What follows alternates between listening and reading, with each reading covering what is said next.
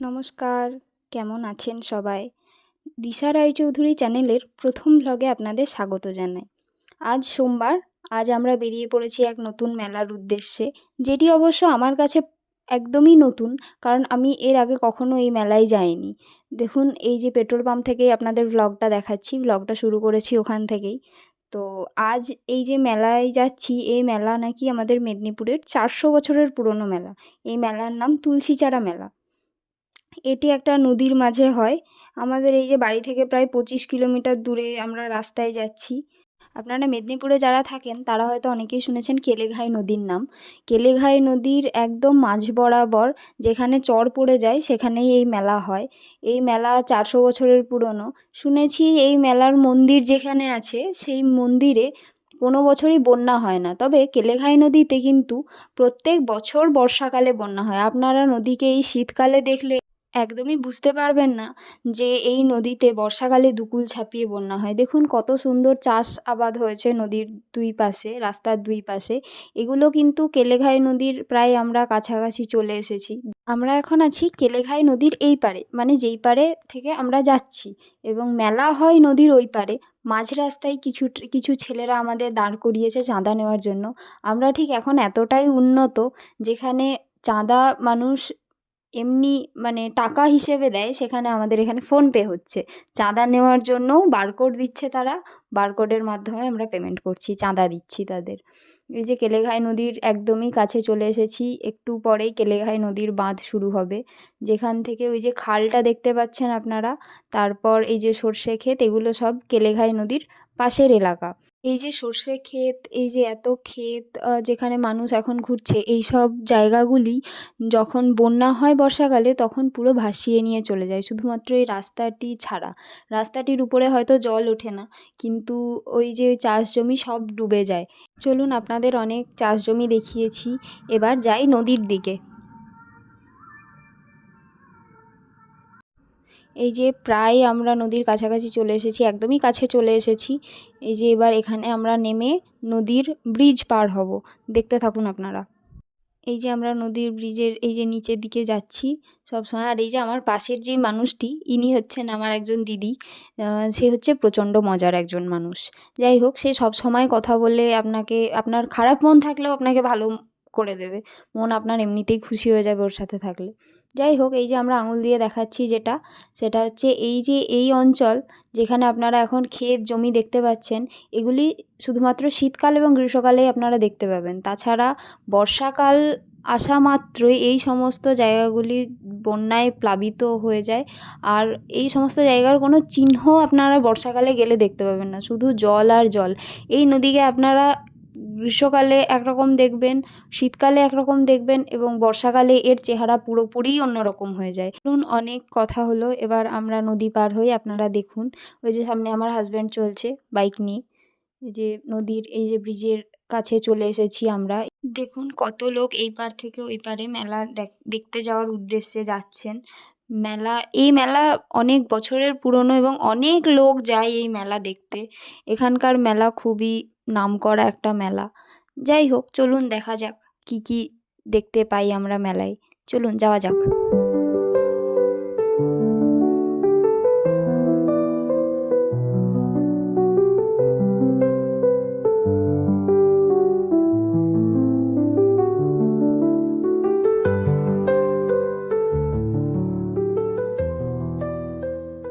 এই যে দেখুন, নদী পার হয়ে আমরা প্রায় মেলার কাছাকাছি চলে এসেছি। কত ভক্তরা হেঁটে হেঁটে চলেছেন মেলা দেখতে।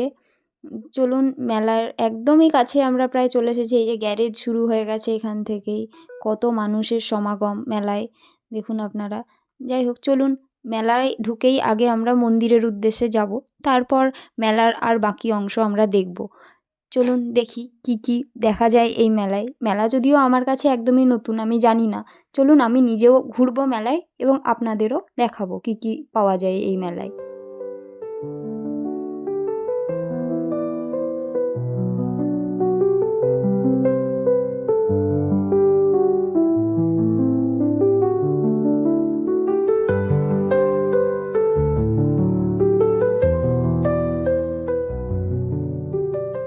দেখুন, আমরা কথা বলতে বলতে চলে এলাম মেলার ভিতরে।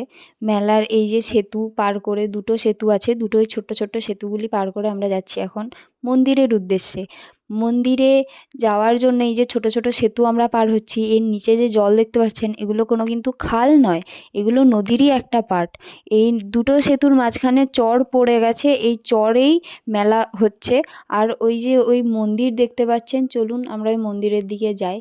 এই যে দেখতেই পাচ্ছেন মন্দির অনেক উঁচুতে, কিন্তু এখানে দেখুন এই যে ভক্তরা সবাই স্নান করে মাথায় মাটি নিয়ে ওই মন্দিরে ঠাকুরের পায়ে দেবে। কারণ এইভাবেই এই মন্দির এত উঁচু হয়েছে, এবং প্রত্যেক বছর ভক্তদের দেওয়া মাটিতে প্রত্যেক বছরই মন্দির উঁচু হতে থাকে, এবং এই মন্দির আবার নতুন করে তৈরি হয়। চলুন মন্দিরের ভিতরে যাওয়া যাক। এই যে মন্দিরের গেট দেখতে পাচ্ছেন, যাই আমরা মন্দিরের ভিতরে এবার। দেখতে থাকুন মন্দিরটি ঠিক কেমন।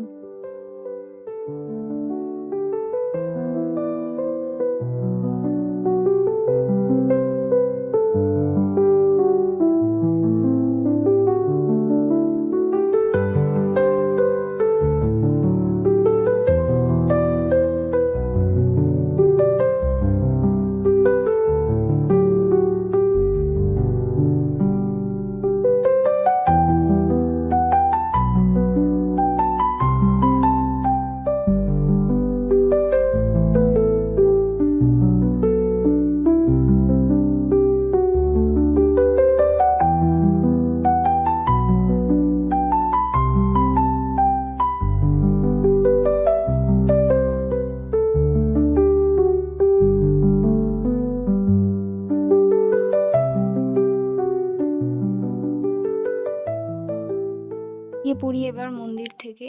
মন্দিরে ঠাকুর দর্শন হয়ে গেছে আমাদের। চলুন বেরোই এবার মন্দির থেকে। মন্দিরে দেখুন কত ভক্তরা লাইন দিয়ে পুজো দিচ্ছেন। যাই হোক, বেরোই এবার। এই যে দেখুন কত বড় মেলা, এটি পুরোপুরি নদীর চরের উপর হচ্ছে। আপনারা মেলায় গেলে দেখে বুঝতেই হয়তো পারবেন না যে এটি নদীর চরের উপর হয়, দেখে মনে হবে কোনো মাঠের মধ্যে মেলা হয়, কিন্তু না, এটি একদম নদীর চরের উপর মেলা হয়। দেখুন মেলার ভিতরে কত বেতের জিনিস তৈরি হচ্ছে, আপনারা ওখানে চাইলে নিজে দেখে সামনে বানিয়ে নিয়ে আসতে পারবেন। দেখুন মানুষটি কত সুন্দর করে বেতের জিনিস বানিয়ে দিচ্ছে এখানে। সবাই এরকমভাবে অনেকে বানিয়ে নিয়ে যায় বাড়িতে, আপনারাও কিনতে পারবেন। এই যে দেখুন আমরা মেলার ভিতরে ঢুকে গেছি, দেখছি মেলা কত সুন্দর মেলা। এবং এই যে দেখুন কত মাদুর বিক্রি হচ্ছে, এটি মেনলি কুটির শিল্পের উপরেই মেলা হয়। এখানে আপনারা সব কিছু পাবেন, সব কিছু। কারণ এই মেলা অনেক বড়, অনেক পুরনো মেলা, তো অনেক লোক এসে এই মেলাতে অনেকে থেকেও যান। একটু আগে আপনাদের বললাম এই মেলা কুটির শিল্পের মেলা। দেখুন এখানে কত ধরনের তুলোও বিক্রি হয়। এই যে তুলো বিভিন্ন রকমের দামের। এখানে নাকি শুনেছি অনেক সস্তায় তুলোও পাওয়া যায়। যাই হোক, এখানে দেখুন কত লোক এখান থেকে তুলো, বালিশ বানিয়ে, লেপ বানিয়ে নিয়ে যায় বাড়িতে। এই যে দেখুন কত তুলো বিক্রি হচ্ছে। আমরা এই যে তুলোয় বিভিন্ন ধরনের তুলো, কখনো স্পঞ্জের, কখনো শিমুল তুলো, কখনো বিভিন্ন ধরনের। যাই হোক, এই যে দেখুন লোকটি তুলোর বালিশ বানিয়ে নিয়ে যাচ্ছে। আবার দেখুন এক পাশে যেমন তুলো বিক্রি হচ্ছে, অন্য পাশে সবাই রান্না করে যাতে খেতে পারে সেই জন্য কাঁচা মাংস, বিভিন্ন মুদিখানার দোকান, জামা কাপড়ের দোকান, সব কিছু আছে এই মেলায়। আপনারা চাইলে মেলায় গিয়ে স্টেও করতে পারেন, যদি আপনাদের সেরকম পসিবল হয়। চলুন মেলার প্রায় শেষ প্রান্তে আমরা চলেই এসেছি।